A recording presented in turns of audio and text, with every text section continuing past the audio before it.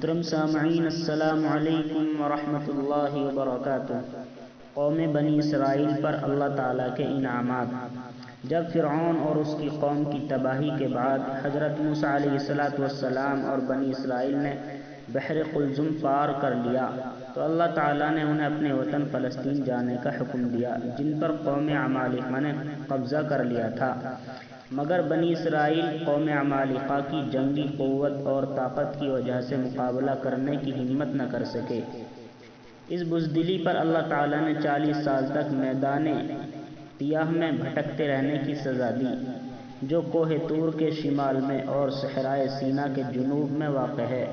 اللہ تعالیٰ نے اس جلیل القدر نبی کی برکت سے 12 قبیلوں کے لیے 12 چشمے جاری کر دیے، سخت گرمی سے بچنے کے لیے بادل کا سایہ اور کھانے کے لیے من و سلوہ نازل فرمایا۔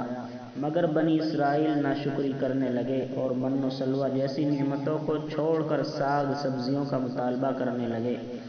پھر جب ان کے مطالبے پر حضرت موسیٰ علیہ السلام تورات لینے کوہ طور پر گئے تو ان لوگوں نے بچھڑے کو معبود بنا کر اس کی پوجا شروع کر دی۔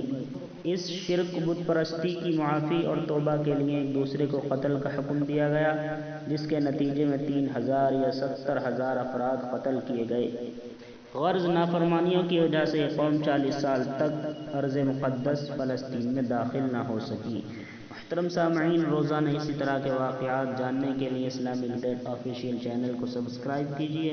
السلام علیکم ورحمۃ اللہ وبرکاتہ۔